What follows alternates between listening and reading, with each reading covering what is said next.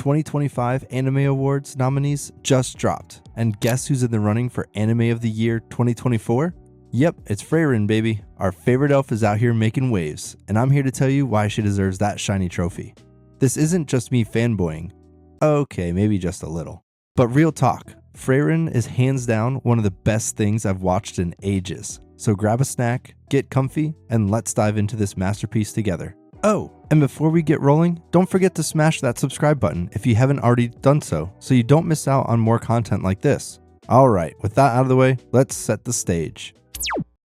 Frieren, Beyond Journey's End isn't some random show that popped out of nowhere. It started off as a manga written by Kanahito Yamada, illustrated by Tsukasa Abe, and then serialized in Weekly Shonen Sunday back in April 2020. Fast forward 3 years, and Madhouse, the studio that gave us Death Note and Hunter x Hunter, picked it up and turned it into an anime, and oh boy, did they deliver. This thing aired from September 2023 all the way to March 2024, which is why it's eligible for the 2025 awards covering 2024's Best Anime. Madhouse put their heart and soul into this project, and the final result is the most visually breathtaking show. But before we get all cozy and sentimental, let's talk about what Frieren is actually about.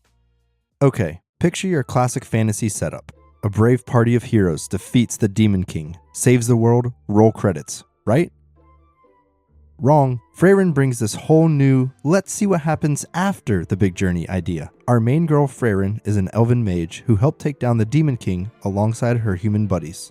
But here's the thing, elves basically live forever. So while her friends grow old, have kids, and eventually pass away, Frieren's just chilling, looking the same as she did 100 years ago. The story picks up years later, after one of her old party members passes away. Frieren starts reflecting on her life, realizing she didn't really know her friends as well as she thought.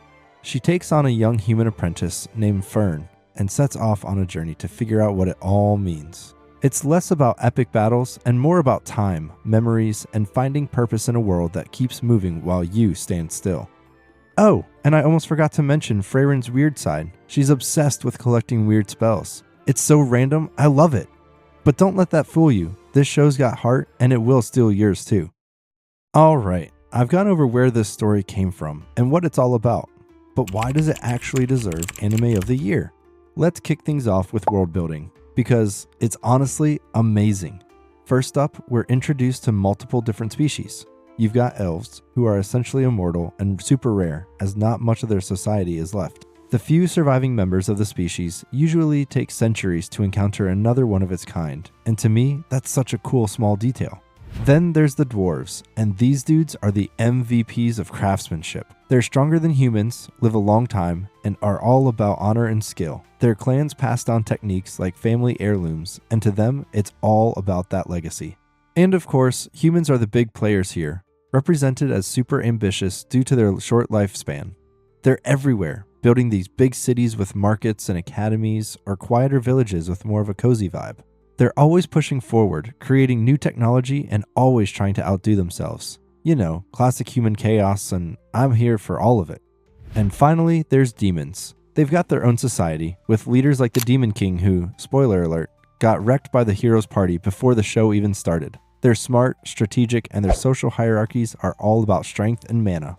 Another thing known about demons is they usually dedicate their entire life to master one single magic. It makes them way more interesting than just monsters to fight.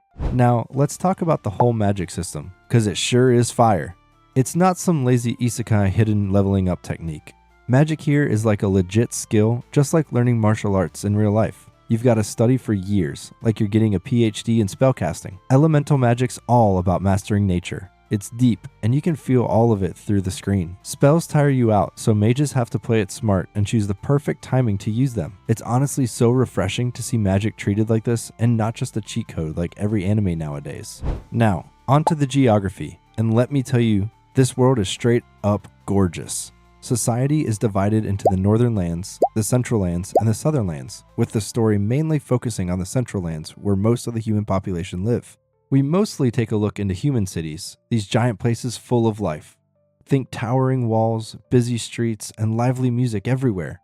The entire world feels alive, with trade routes moving and nature taking back what's hers. You get that feeling of freedom and peace by watching all these real, deep interactions between the characters. Now, I'm going to be completely honest. This year is completely stacked with great nominees. We got Dan, Delicious in Dungeon, Kaiju number 8, The Apothecary Diaries, and of course, Solo Leveling. They're all fantastic picks, and here's what they bring to the table. Starting with Dan, Alien Conspiracies, Sus Ghosts, and Science Saru psychedelic animation. It's the definition of pure, unhinged fun and truly the anime equivalent of a meme. To me, the humor's hit or miss, and while I love Momo and Okarun's weirdo chemistry, I feel like it needs more seasons until I can give it Anime of the Year, or at least on a year as stacked as this one. Now, Delicious in Dungeon is my go-to comfort show. It's wholesome, hilarious, and honestly one of the few shows that made me laugh this year. Senshi's obsession with recipes is iconic, and the animation? Studio Trigger nailed that retro D&D vibe. But let's be real, it's niche. If you're not into this type of humor, it just becomes a cute cooking show with monsters. Overall, a 10 out of 10 for vibes, but not quite there for Anime of the Year. Moving on to Kaiju number 8, this year's crowd pleaser. Kafka's underdog story? Relatable. The fights? S tier. And the way it balances humor and tragedy? Chef's kiss. But here's my take. It's playing it safe.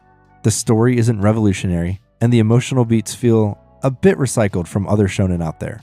For me personally, I want something that changes the recipe and brings something new to the table, you know? Next up, Apothecary Diaries. And to me, this was hands down the most underrated anime airing last year alongside Orb. Still hoping it gets nominated for next year's awards. But anyways, this masterpiece gave us, in my opinion, the second best MC of the year. Mao Mao, voiced by Aoki Yuki, who truly made this character come to life. I love the comedy mixed with the mystery, and the chemistry between Mao Mao and Jinchi is the cherry on top. But here's the catch. Frieren exists, and to me, no anime can compete with it this year. Still, Apothecary Diary deserves way more hype. It's a 10 out of 10 and would be my winner probably if Frieren had aired any other year. And at last, Solo Leveling, the anime that broke and still is breaking the internet. The animation? Crisp. The power fantasy? Addictive. The thing is, a lot of fans are voting thinking the nomination includes season 2, which is not the case. And with the second season being that much better than the first one, and having just finished airing 1 week ago, I truly believe Solo Leveling will win it all in the end. Now, don't get me wrong, I did enjoy season 1 a lot when it aired, but to me it wasn't particularly close to Frieren. Here's the thing, all these shows are good, but Anime of the Year isn't just about being good, it's about being unforgettable. Frieren doesn't just entertain you, it literally changes how you see life. When you finish an episode, you don't rush to TikTok to meme it. You sit there, staring at the ceiling, thinking about your family, your best friend, or even that teacher who changed your life. But what about you? What do you think? Will Frieren get the win? Or has another nominee like Dan or Solo Leveling stolen your vote? Drop your hot takes in the comments below. And while you're at it, don't forget to leave a like and subscribe to the channel so you don't miss more anime content like this. This has been ND, and have a good one, and I'll see you next time.